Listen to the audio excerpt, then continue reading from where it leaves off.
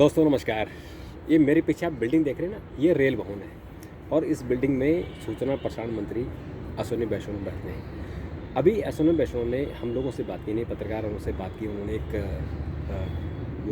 Content creation का एक column शुरू किया है दूरदर्शन डीडी न्यूज़ में कि जितने हमारे हिंदुस्तान के कंटेंट क्रिएटर हैं उनकी जो बेस्ट परफॉर्मेंस होगी 2 मिनट से लेकर 10 मिनट की, उनका डीडी न्यूज़ पर चलेगा।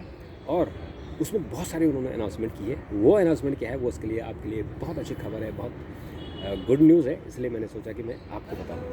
तो आपको पता है कि हमारे देश में क्या पूरी दुनिया में कंटेंट क्रिएटरों की भीड़ लगी हुई है। हमारे देश में अकेले अगर हम फेसबुक की बात करें तो 40 करोड़ लोग फेसबुक पर हैं, यूट्यूब की बात करें तो 25 करोड़ है, अब तो इंस्टाग्राम पर भी लोग बढ़ रहे हैं। तो कुल ले देकर हमारे देश में लगभग सभी सोशल मीडिया का हम यूज़ कर ले तो एवरेज 60 करोड़ लोग सोशल मीडिया पर हैं और उसमें से करीबन 1 से 2% हैं जो पैसा कमा रहे हैं। सरकार ने ऐसे कंटेंट क्रिएटरों के लिए भी एक मौका खोल दिया कि आप भी पैसा कमा सकते हो। और वो पैसा क्या है? जो आप अपने यूट्यूब पर या इंस्टाग्राम के लिए आप वीडियो बनाते हैं, आप कंटेंट बनाते हैं, अगर वो इन्फॉर्मेटिव हुआ, अगर उसमें न्यूज़ हुआ, अगर उसमें फूड ब्लॉग हुआ, अगर उसमें साइंस एंड टेक्नोलॉजी की बात हुई, उसमें इंडियन कल्चर की बात हुई, उसमें जो हमारा हिस्ट्री है उसकी बात हुई, तो वो आपको दूरदर्शन का डीडी न्यूज़, जिसकी रीच बहुत बड़ी है, वहाँ में आपको रोज़ शाम को 7 से 7:30 बजे का जो आधे घंटे का बुलेटिन होगा, उसमें सभी कंटेंट क्रिएटरों का 2 मिनट से लेकर 10 मिनट तक का प्रोग्राम उसमें आएगा और उनको क्रेडिट दिया जाएगा। उनके चैनल का नाम भी उसमें होगा और वही उसको वहाँ प्रेजेंट करेंगे, यानी उनको रिकॉर्ड करके देना होगा और वो बताएगा। तो ये इतना बड़ा उन्होंने रास्ता खोल दिया। तो अश्विनी वैष्णव जी ने कहा कि हमारा जो टारगेट है वो है कि कंटेंट क्रिएशन के जरिए 1 करोड़ रोज़गार देने का है। यानी वो खुद सेल्फ एम्प्लॉयमेंट हो गए, सरकार रोज़गार नहीं देगी। यानी ऐसा माहौल क्रिएट करेंगे कि उस माहौल से 1 करोड़ लोगों को रोज़गार मिल सके। अब उसमें कौन कौन लोग होंगे? कुछ उनसे यूट्यूबर होंगे, कुछ उसमें इंस्टाग्राम पर होंगे, कुछ उसमें दूसरे जो वेबसाइट वगैरह हैं उसमें होंगे। यानी सोशल मीडिया के जरिए जो न्यू मीडिया है उसके ज़रिए जो कंटेंट बनाएगा, उनको जो कंसर्न प्लेटफॉर्म है वो तो पैसा देती है। जैसे यूट्यूब है वो आपको 55% पैसा देता है, जो आपका इंस्टाग्राम है वो आपको डायरेक्ट पैसा नहीं दे रहा है लेकिन वो आपको ब्रांड डील देता है, और जो फेसबुक है वो आपको पैसा देता है। पे ऑफ उसका कम होता है, पे आउट कम होता है, लेकिन वो देता है। और इस तरह से जो वेबसाइट है, अगर आपकी वर्डप्रेस पर वेबसाइट है तो आपको उसमें भी बहुत अच्छा पैसा लोग कमा रहे हैं, तो उसमें लोग पैसा कमाएंगे। और इन्हीं लोगों की जो अच्छी चीज़ें हैं वो डीडी न्यूज़ पर आएगी। तो उसका क्या तरीका होगा, कौन उसमें शामिल होंगे? तो उसके लिए डीडी न्यूज़ ने एक कमेटी बनाई है और ये कमेटी जब आप वेब से, एक प्लेटफॉर्म है OTT प्लेटफॉर्म है सरकार का, वो है वेब्स के नाम से, वेब।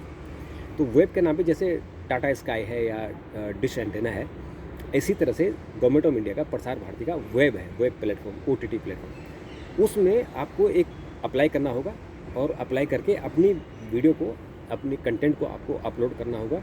फिर डीडी न्यूज़ में आएगा और डीडी न्यूज़ में एक कमेटी होगी जिसको शॉर्ट लिस्टिंग करेगी, उसको देखेगी और जो बेस्ट होगा उसका सिलेक्शन करेगी और उसको फिर चलाएगी। अब इसमें क्या होगा कि जो कंटेंट इस दौरान चलेगा उसका 90% रेवेन्यू शेयरिंग आपको मिलेगा।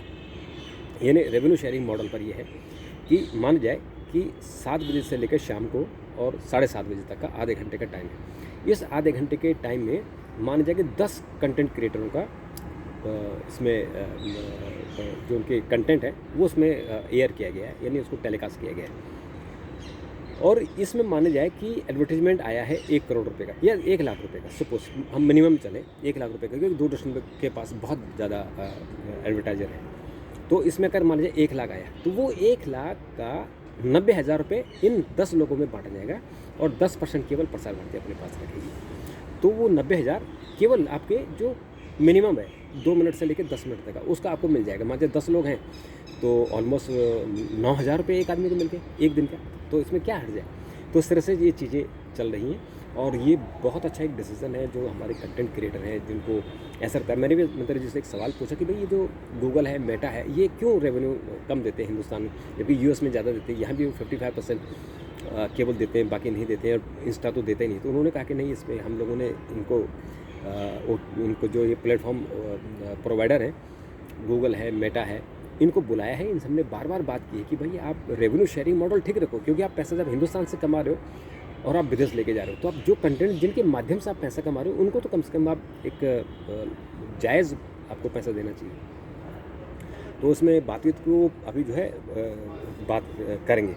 तो दूरदर्शन का क्या होगा, जो रेवेन्यू शेयरिंग मॉडल कैसे कैसे काम करेगा, जो कि गूगल का और मेटा का तो एडवर्टीजमेंट पर डिपेंड करता है। अगर आपको फेसबुक पर ज़्यादा हिट आते हैं तो उसका रेवेन्यू आपको मिल जाता है, या गूगल पर आपको ज़्यादा व्यू आपके आते हैं तो उस हिसाब से आपको मिल जाता है। लेकिन डीडी न्यूज़ तो ऑन एयर चैनल है, वो यूट्यूब पर भी है, लेकिन यूट्यूब पर बाद में है, पहले वो ऑन एयर चैनल है, यानी वो एक सैटेलाइट चैनल है। तो सैटेलाइट चैनल पे तो एडवर्टीजमेंट का उस तरह से नहीं होता कि आपका एल्गोरिथम है कि आपके ज़्यादा व्यू आ गए ज़्यादा पैसे मिले, कम व्यू है तो कम पैसे मिले। तो उसके लिए वो उनको एक जैसे एडवर्टीजमेंट होता है, ऐड होता है उनका, जैसे आपकी स्पॉन्सरशिप होती है कि 7 से 7:30 बजे जो कंटेंट क्रिएटर उनका स्पॉन्सर्ड कौन करेगा। मान लीजिए 4 कंपनियों ने स्पॉन्सर कर दिया, तो वो 4 कंपनी जो ऐड देंगे वो ऐड आप लोगों में उन कंटेंट क्रिएटरों में डिवाइड होगा, चाहे वो 10 हो, चाहे 5 हो या 20 हो, उनके बीच में 90% रेवेन्यू शेयर होगा। और एक चीज़ उन्होंने और बताई है मंत्री जी ने कि ऐसे ही वो आकाशवाणी में भी कर रहे हैं। आकाशवाणी में पॉडकास्ट होगा। असल में पॉडकास्ट तो साउंड का होता है ना, आवाज़ का होता है ना, ये तो लोगों ने वीडियो के जरिए पॉडकास्ट कर रहे हैं। तो बेसिकली पॉडकास्ट तो आवाज़ के जरिए होता है, यानी उसमें फेस नहीं दिखाया जाता, फेसलेस होता है। लेकिन अभी यूट्यूबरों ने उसको पॉडकास्ट बना दिया, जो यूट्यूब पर आते हैं। तो आकाशवाणी पर आपके पॉडकास्ट होंगे और इन पॉडकास्ट के जरिए आप उसमें भी बहुत पैसा कमा सकते हैं, यानी वो भी अभी अनाउंस सरकार करने वाली है। और इसके अलावा ये भी कहा गया है, सरकार ने भी कहा कि जो रीजनल चैनल है, जैसे दिल्ली में जो डीडी न्यूज़ है वो तो आपका नेशनल चैनल है, और जो इसी तरह से ही रीजनल चैनल है दूरदर्शन के, जैसे दूरदर्शन का तमिलनाडु में है, गुजरात में जो गिरनार चैनल है, आपका असम चले जाओ तो असमी है, बंगाल चले जाओ तो बंगाली है ना। तो इस तरह से अगर हम मराठी में चले जाओ तो वहाँ के सह्याद्री, मतलब हर स्टेट में दूरदर्शन का अपना चैनल है। तो वो रीजनल लोग वहाँ जाकर भी अपना कंटेंट बना सकते हैं, यानी रीजन में भी बना सकते हैं, कि ज़रूरी नहीं कि आपको डीडी न्यूज़ में ही भेजना है, रीजन में भी आप भेज सकते हैं। और उसका यही रेवेन्यू शेयर मॉडल होगा, जो पैसा आएगा वो 90% आपको मिलेगा। और आज कुछ करीबन 4 कंटेंट क्रिएटर हैं, उनके आज पहले दिन यानी 7 बजे और से 7 बजे 5 लोगों के कंटेंट आज एयर होंगे 7 से 7:30 बजे, आप ज़रूर दिखेगा। और ये वेब्स पर भी आएगा, डीडी न्यूज़ पर भी आएगा और डीडी न्यूज़ के यूट्यूब पर भी आएगा। आप देखिए, ये आपके लिए बहुत अच्छी खबर है, बहुत खुशखबरी है। तो जो कंटेंट क्रिएटर है हमारे देश के, उनके लिए एक नया रास्ता सरकार ने खोल दिया है।